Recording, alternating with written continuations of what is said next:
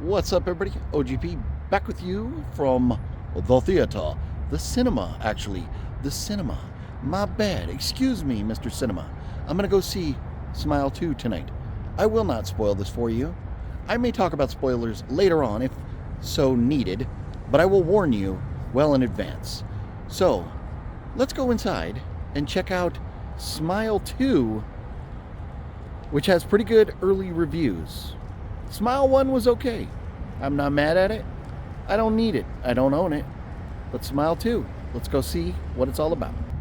The entire building, exterior, pretty poorly lit this evening. I don't know what caused it, but I do know there's been a major power outage in the area. Over there is Walmart, and their power was out earlier. May have something to do with the full moon that's currently hiding behind those clouds over there. I don't know.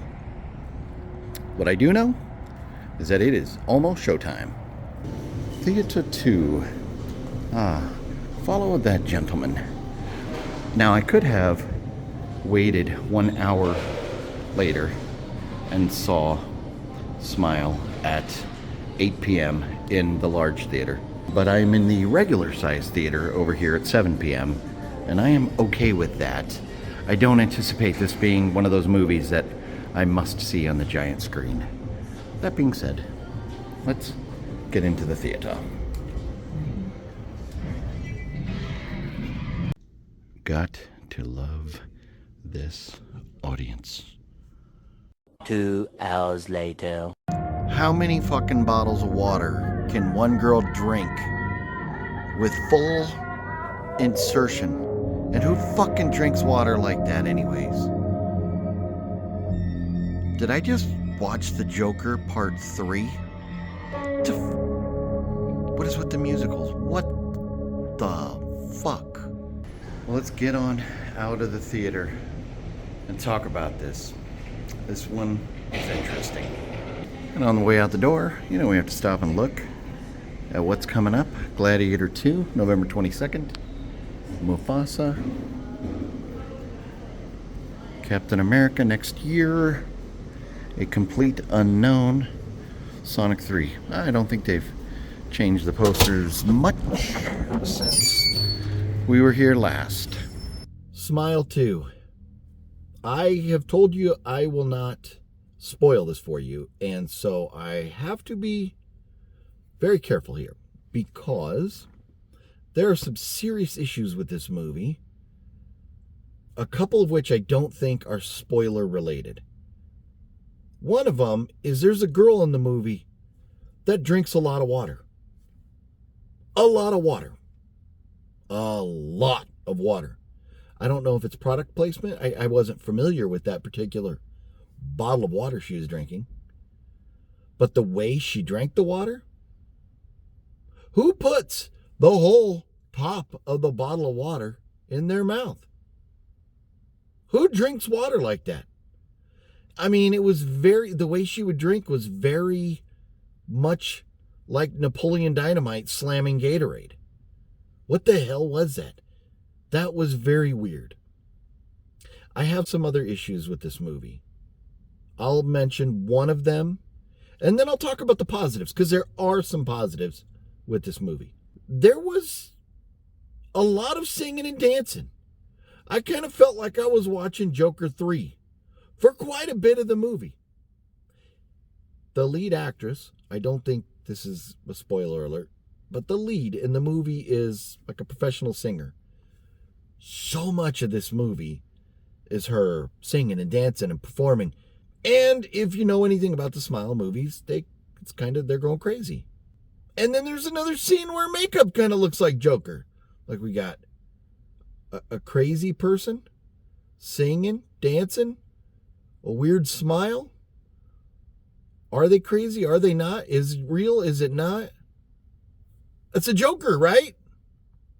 Except for the good things about this movie, and some of those would be a lot of blood, a lot of guts, a lot of gluts, blood, guts, gore, kills, a lot of craziness going on that at least gave it some redeeming quality. If Joker had this much blood, guts, gore, kills, might have looked at that movie differently. So at least we got some of that. It's a horror movie. We want blood, guts, or kills or something. One thing you do get a lot of in this is jump scares. Some of the jump scares are kind of good. Some of them are the typical 2020s loud music, drum, boom, and you're supposed to jump. You fucking played the music. I know the jump scare's coming because you played the music. Not everyone is like that. But the Smile movies, we know. I mean, based on the first one, we kind of knew this is going to be jump scare central. It's shot well. The actors are great. There's one part where makeup was kind of bad.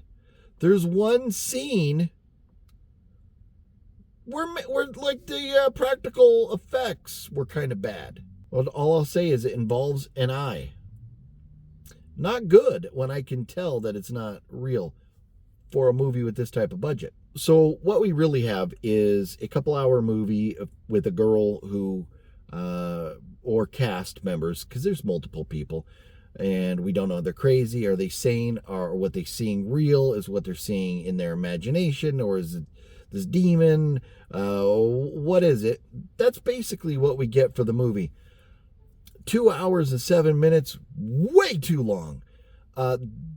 There were parts of the movie where the pacing was good, and there were other parts where I was like, So they could have totally trimmed this down. Totally could have trimmed it down. Maybe at least 20 minutes off the top, maybe down to around 1:40, if not more. I mean, the story's there.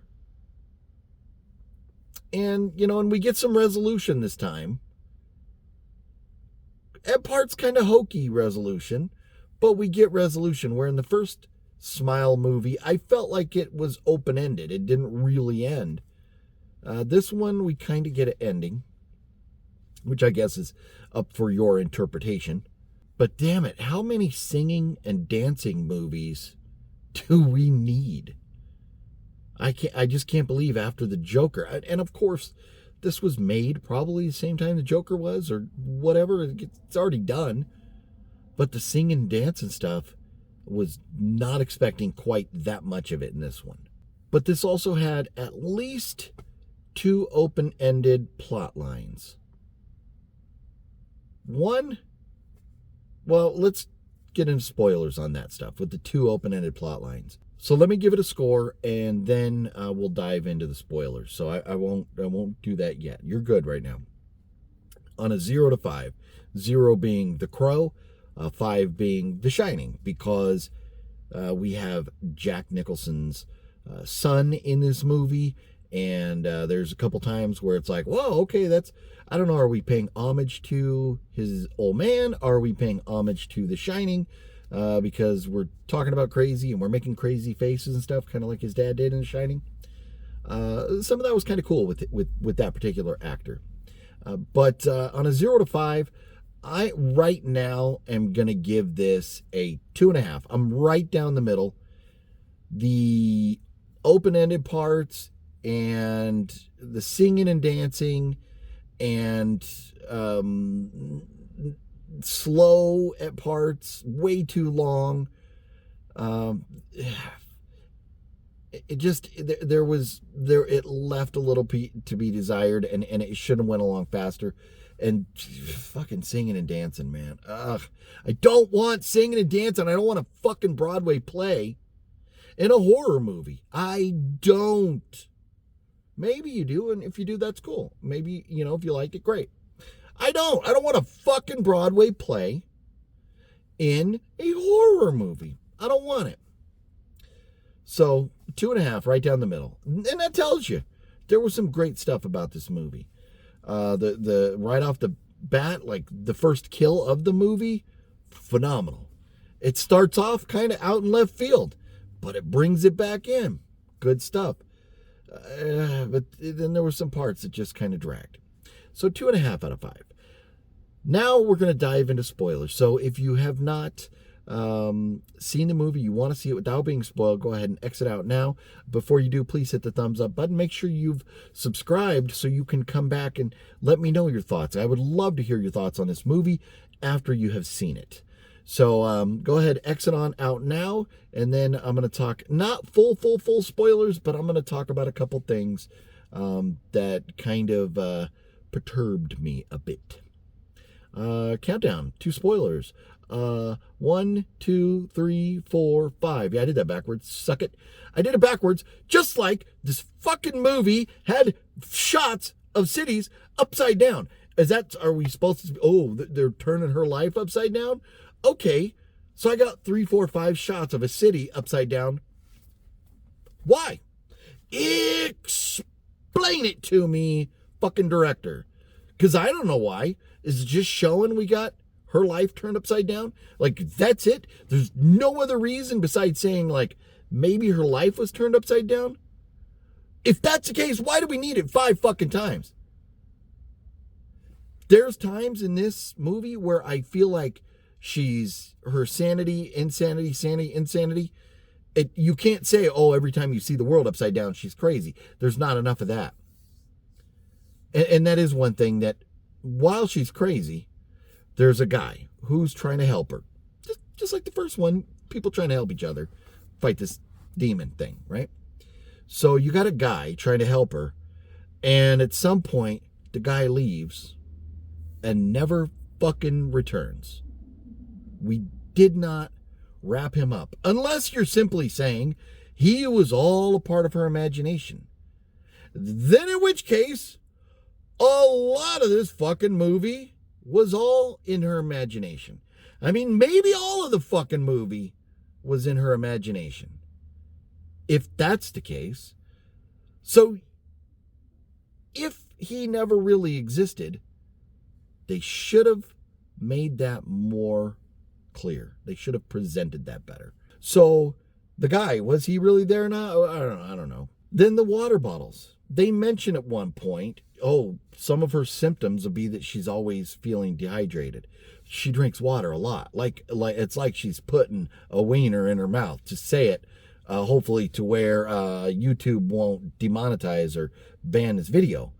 But she puts the water bottles in her mouth like she's performing something, like of a you say to speak some little pig Latin there, like something like that, an oral performance, if you will, the way she puts this bottle in her mouth. What is up with that cringe weirdness? Who drinks water like that? I mean, like very Napoleon Dynamite chugging a Gatorade. It was so weird. Napoleon Dynamite was a comedy. It was supposed to be funny. It worked. This girl was just weird.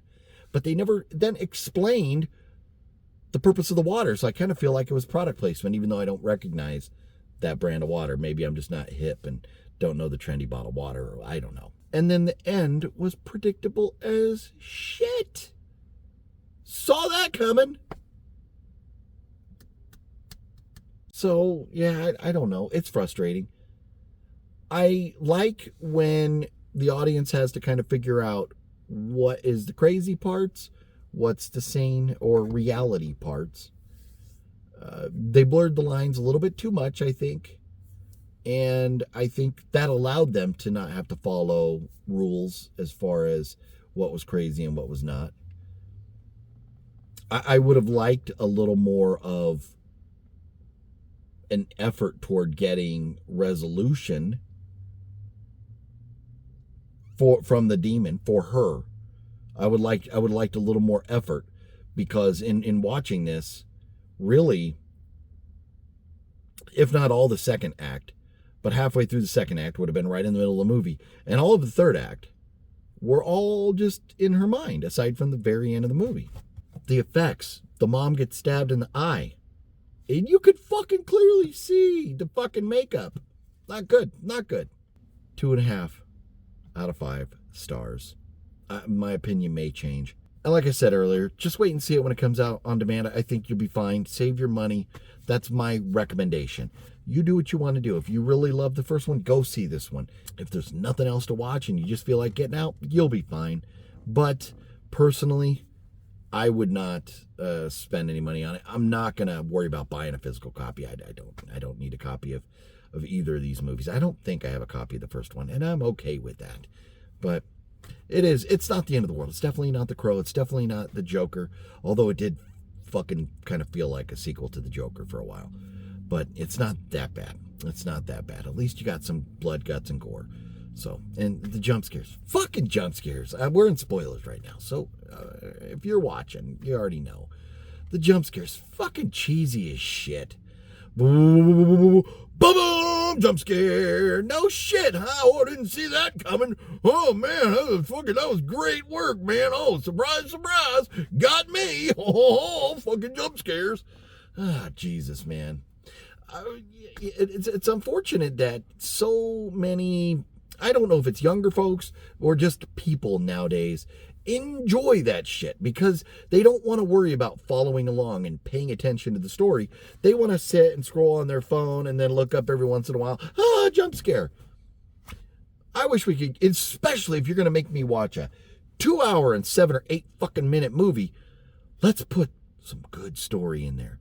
If you want jump scares, I'm all for it. Just make them good. Don't have to have the fucking music lead up to it. Speak No Evil had a couple great jump scares. The new one. The better one. I like it better than the original one. But anyways, I'll see you guys tomorrow night. I think we're going to do a live stream. If you're watching this today, this came out. If not, you can still go back and rewatch the live stream. I mean, it's up to you. So anyways, thanks for watching, everybody. Appreciate you. If you would, again, hit that thumbs up button. And I'm going to go pick at the thing that's stuck on my sleeve here and then drive home. Okay, bye.